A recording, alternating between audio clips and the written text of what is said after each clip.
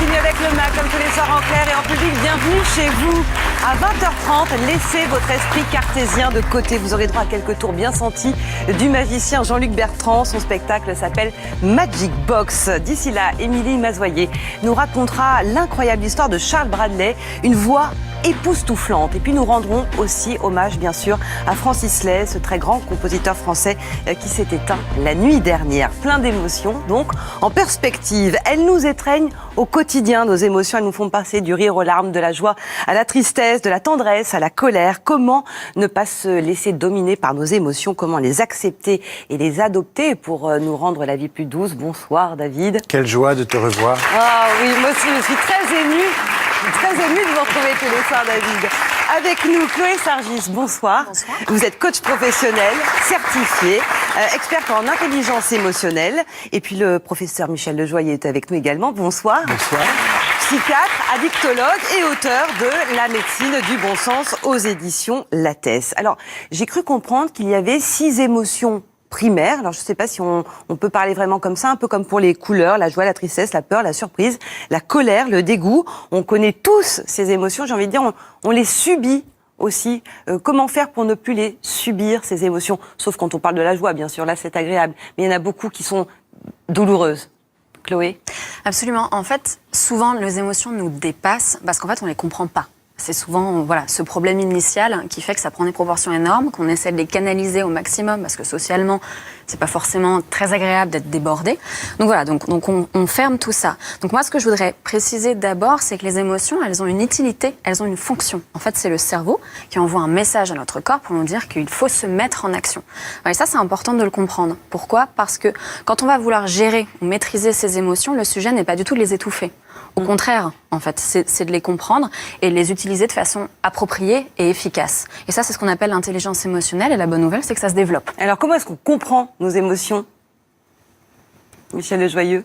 On les comprend déjà en les reconnaissant, en acceptant qu'elles sont là et en ne les considérant pas comme des maladies. C'est un des grands défauts de l'époque de considérer toute émotion, tout moment désagréable comme une maladie. Et puis surtout, c'est ce que dit Chloé aussi, on a aujourd'hui des super pouvoirs qui nous permettent d'agir très simplement sur ces émotions. L'époque où on était le jouet de nos émotions a probablement un peu changé. On peut maintenant créer des bonnes émotions, agir sur ces bonnes émotions. Mais quand je suis en colère, très en colère par exemple, j'ai pas envie d'être en colère. C'est une émotion qui m'est désagréable parce que ça va me nouer le ventre, ça va me rendre plus fragile. Comment est-ce que j'arrive pas à visualiser comment on peut accepter par exemple la colère?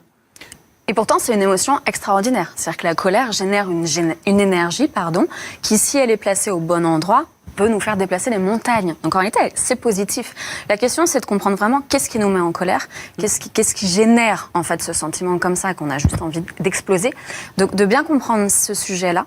Et notamment moi en coaching, pour parler de mon sujet particulièrement, en coaching, je travaille avec un outil scientifique qui s'appelle l'EQI, donc EQE en français, et qui permet d'évaluer le quotient émotionnel.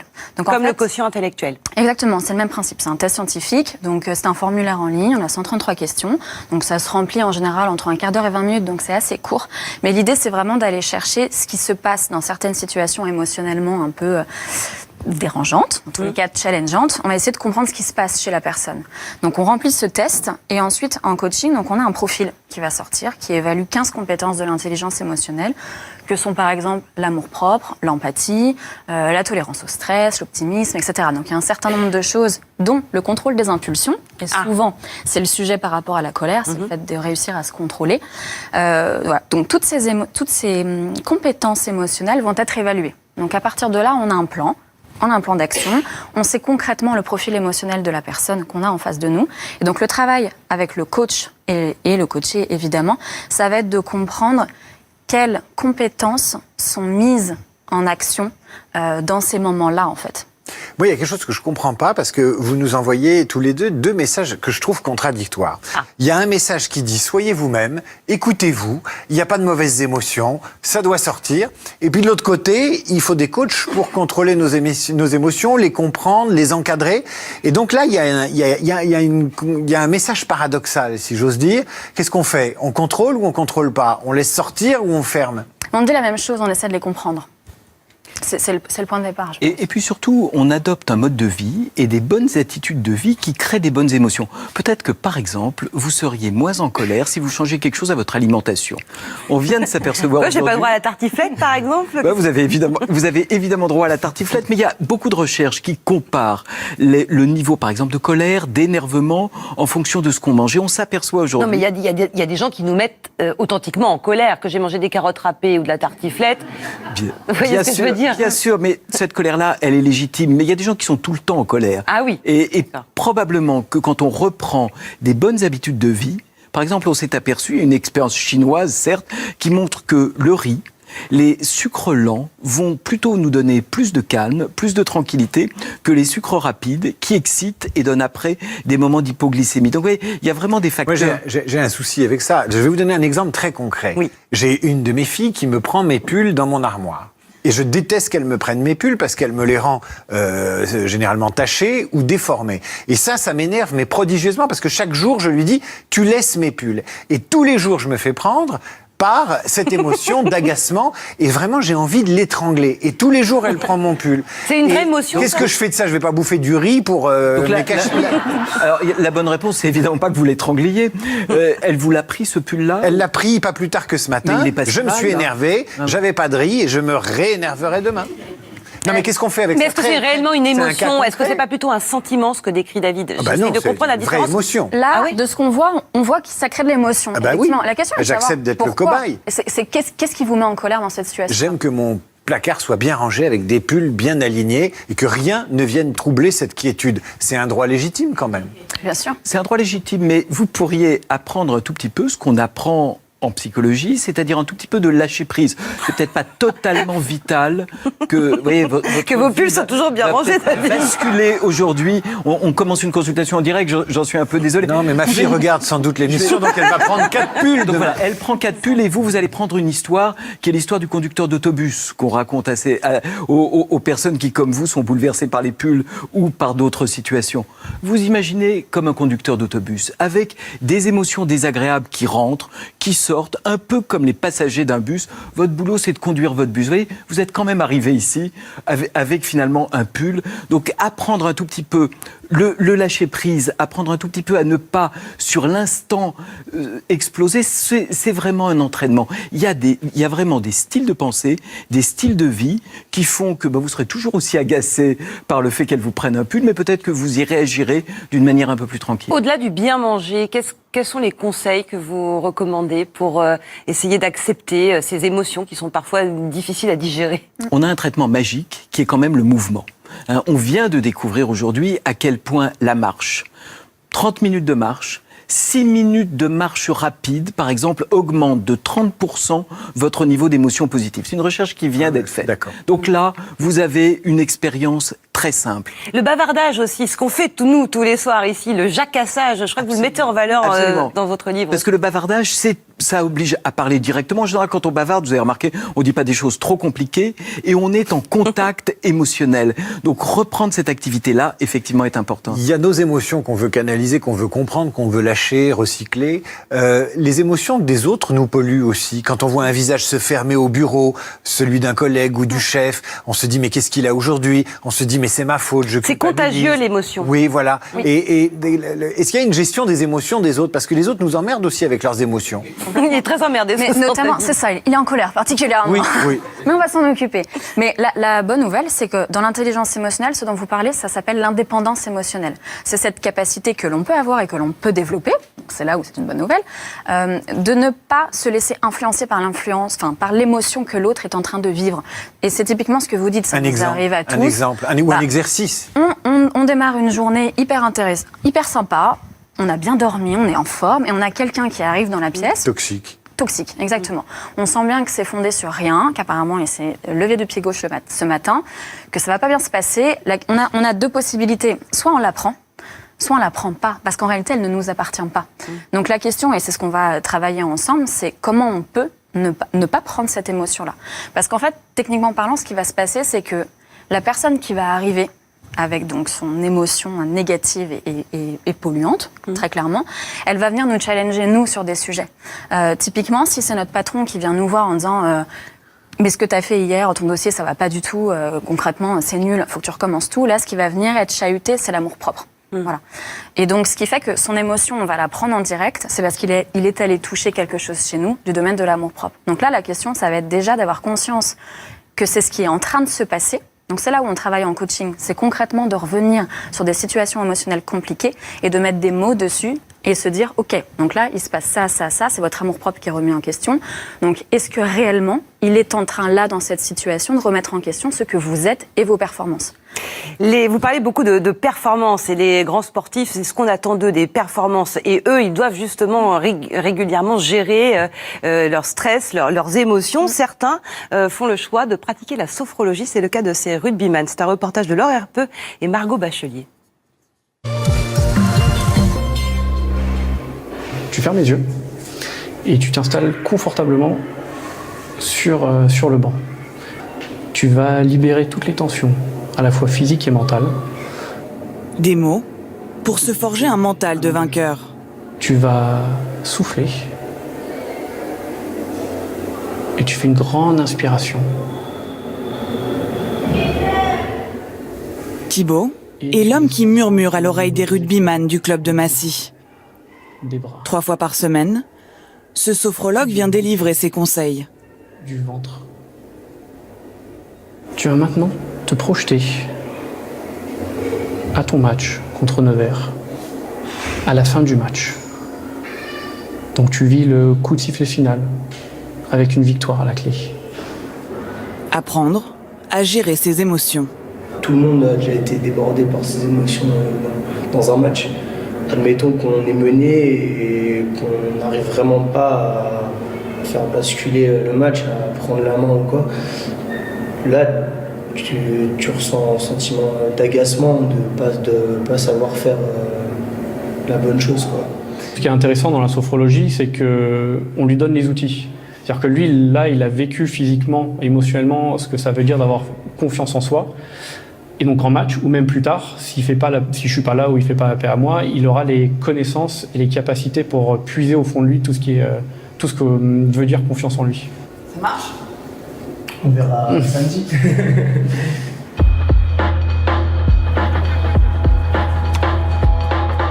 Thibaut travaille également sur le terrain avec les joueurs. Il observe leur comportement, se tient à leur disposition en cas de doute, de questionnement. Bien, moi, ce que je voudrais faire, on travaillera, c'est que tu arrives à me dire émotionnellement et physiquement ce que tu ressens. Ça veut dire que tu écoutes ton corps, tu écoutes tes émotions. Et c'est sur ça que je veux travailler. Être à l'écoute de ses sentiments, sans jamais virer à l'excès. On peut dire que exploser sa raquette, ça fait du bien, on libère les tensions. Alors pas forcément parce que ça sort du match. Alors que se dire j'ai fait un mauvais coup, je prends une respiration, je prends mon temps pour respirer et je me reconcentre sur le match. Si eux ils y arrivent, ça va dérouter ça peut dérouter les adversaires.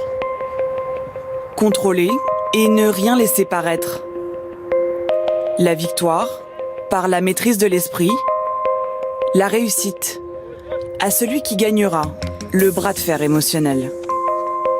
Ouais, c'est parfois un bras de fer, c'est ce qu'on évoquait tout à l'heure, mais parfois c'est difficile de dire son émotion, de la reconnaître et de dire je suis en colère parce que parfois ça a du mal à sortir. Comment est-ce qu'on le fait sortir ça ? Comment est-ce qu'on le dit à l'autre ? Ça a du mal, mais il faut probablement pas l'aborder directement. Il faut probablement se mettre dans des conditions où les émotions vont être plus accessibles. On a des tas de petites aides très simples. La musique en est une. Quand vous écoutez pendant 10 minutes, en pleine conscience, et là ça a été tout à fait montré, des musiques, alors il y a par exemple des musiques d'Eric Satie, de Mozart, vous allez vous reconcentrer sur l'instant présent et sur les émotions. Il y a un travail japonais. Vous dites, pardon, je vous interromps, mais vous dites en pleine conscience, qui est une expression qu'on entend beaucoup, c'est juste qu'on est concentré et qu'on ne regarde pas son téléphone. Oui, on est concentré, voilà. On ne regarde pas son téléphone, on l'a pas en fond sonore, on met éventuellement un petit minuteur pour que ça dure 10 minutes, on est physiquement détendu et on vient de montrer aussi que c'est d'autant plus efficace que c'est le soir. Un travail japonais qui vient de montrer, on a proposé à des ouvriers japonais de justement connecter leurs émotions et ils ont trouvé un tableau de Van Gogh, le tableau de Van Gogh, le jardin de l'hôpital d'Arles. Alors ça pourrait se faire évidemment avec bien d'autres tableaux. Vous vous concentrez sur cette image forte, et là encore, vous allez plus facilement accéder à vos émotions. Et puis j'ai une solution pour vos pulls. En dehors de la musique. En dehors de la musique, en dehors, si tout ça marche pas, on a trouvé une expérience de résistance, c'est que vous augmentiez la capacité de votre esprit et de votre cerveau à produire des images.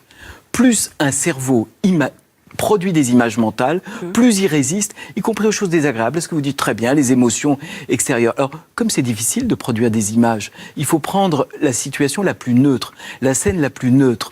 Vous imaginez quelqu'un en train de découper une orange pendant quelques secondes. Oui, essayez ça, juste avant d'exploser, vous produisez une image mentale, et au moment où vous produisez votre image mentale, vous faites quelque chose de la résistance. Est-ce que il faut se méfier ou s'interroger quand on ressent plus d'émotion? C'est-à-dire, on n'a plus en tête un parfum qu'on a aimé, on n'écoute plus de musique, on ne savoure plus les pommes ou une orange qu'on va se presser. Est-ce que là, il faut se méfier quand justement les émotions viennent plus, qu'elles sont bloquées? Bien sûr, ça peut être, là pour le coup, je reprends le côté médical, ça peut être une maladie, ça peut être une dépression, mais le plus souvent, c'est qu'on va trop vite dans sa vie et on ne prend pas le temps de connecter des émotions. Par exemple, les odeurs, là aussi, on vient de découvrir certaines odeurs qui rappellent le passé, qui rappellent les moments heureux de la vie. On pense aux odeurs de chocolat, aux odeurs d'orange, dont on voit qu'elles produisent de manière quasi magique par des stimulations, notamment cérébrales des centres des émotions, hein, qui sont globalement les noyaux gris centraux, hein, ce qu'on a au milieu du cerveau. Donc on peut toujours refaire des petites expériences, et si vraiment ces expériences ne fonctionnent pas, là il faut s'interroger. La colle Cléopâtre. Ah, la coque Cléopâtre, ah oui, alors ça c'était complètement addictif. Je sais pas si c'était très sain, mais en tout cas... C'est comme la Madeleine de Proust, dans le thé. Exactement. Et vous savez que les neurologues décrivent le syndrome de Proust, justement, en stimulant les zones de l'odorat, on crée des émotions positives. Chloé, quel est le rapport entre le quotient intellectuel, dont on parlait tout à l'heure, et le quotient émotionnel? Est-ce qu'ils sont liés ou est-ce que souvent ils sont inversement proportionnels? C'est-à-dire que peut-être plus on est intelligent et moins on est sensible aux émotions? Alors, le QI, c'est vraiment l'intelligence cognitive qu'on va évaluer. Donc, c'est notre capacité à analyser, avoir un cerveau qui fonctionne rapidement, etc., etc. Donc, c'est vraiment juste l'intelligence comme en général on pense l'intelligence. En réalité, les intelligences, il y en a beaucoup. L'intelligence est protéiforme. Donc, notamment l'intelligence émotionnelle, via le quotient émotionnel, parle plus du cerveau. C'est vrai que je parle souvent des tripes et du deuxième cerveau. Oui, quand vous parlez du cerveau, souvent, exactement. Vous montrez l'intestin. Mes tripes, parce qu'on est à ce niveau-là, on n'est pas à ce niveau-là. Et c'est vrai que souvent, quand on a un QI très élevé, on a un QE qui est un peu plus bas. Pourquoi? Bon, c'est pas une généralité, c'est pas toujours vrai, mais c'est souvent le cas. Pourquoi? Parce que tout passe par le prisme de l'intellect. Voilà. Et donc, on a tendance à déconnecter. Quand on ne comprend pas l'émotion, qu'on n'arrive pas à l'expliquer rationnellement, or c'est souvent le problème qu'on a avec une émotion, c'est que c'est pas rationnel, on ferme, donc on ne développe pas sur l'intelligence émotionnelle. Voilà. Et dans le cadre notamment, moi, en coaching, donc en tant qu'expert de l'intelligence émotionnelle, je travaille aussi avec les hauts potentiels intellectuels. Donc, c'est donc des surdoués, par exemple? Voilà, exactement, les surdoués, les enfants précoces, qui ont un QI extrêmement élevé, mais qui souffrent énormément parce que leur QE n'est pas très élevé, n'est pas très développé. Et la bonne nouvelle, c'est que c'est des choses sur lesquelles on peut travailler. Est-ce qu'il faut choisir des modèles ou des référents? Pinocchio a Jiminy Cricket, Kung Fu avait son maître qu'il appelait Petit Scarabée. Est-ce qu'au moment où on est en détresse émotionnelle, où on ne sait pas ce qui nous arrive, c'est la tempête, est-ce qu'on peut se dire, bah tiens, lui il ferait comme ci, elle me conseillerait ça? C'est bien d'avoir un modèle où il faut écarter les figures tutélaires et les donneurs de leçons?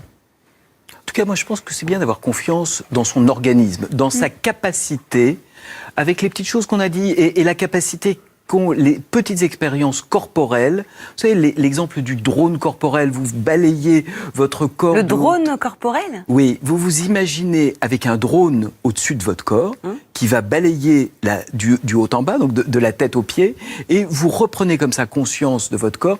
Donc moi, j'aime pas beaucoup les figures extérieures. Je crois que les super pouvoirs sur ces émotions, ils sont en nous. On a, et c'est vraiment ça la modernité sur les émotions avec Pinocchio, on a dépassé Pinocchio et Jiminy Cricket, on est les deux. On a en nous de quoi faire Pinocchio, Jiminy Cricket et tous les autres avec quelques petites expériences. Est-ce que la modernité, c'est aussi de l'enseigner à nos enfants, d'apprendre à nos enfants ce qu'on nous a pas forcément appris, nous, c'est-à-dire à accepter les émotions, à les reconnaître et à les traduire en quelque chose de positif. Exactement. C'est-à-dire que quand on a conscience de son émotion, qu'il y a quelque chose, même physiquement, qui est en train de se passer, on a fait 80% du travail sur la maîtrise de cette émotion. Donc je pense que autoriser et laisser la place à le fait de ressentir une émotion, c'est déjà un travail qui est important et énorme. Et derrière, le sujet, ça va être vraiment qu'est-ce qui l'a provoqué et comment on peut réussir à le travailler. Et je rejoins complètement ce que dit Michel, c'est-à-dire qu'en intelligence émotionnelle, ce sur quoi on va se focaliser, c'est non pas ce qui ne va pas, mais au contraire toutes les forces, parce qu'on a tous des capacités qui sont importantes et qui ont été très développées. Et la question, ça va être de prendre conscience qu'on a des forces, ce qu'on a souvent du mal à reconnaître parce qu'on est focalisé sur ce qui ne va pas. Donc il y a des choses qui vont très bien, qu'on maîtrise, et de se dire, ok, dans cette situation sur laquelle tu es chahuté, ton réflexe, c'est d'aller chercher ça qui n'est pas très solide chez toi et donc qui te met en difficulté, mais au contraire, va chercher ça qui est développé pour réussir à mieux vivre les choses.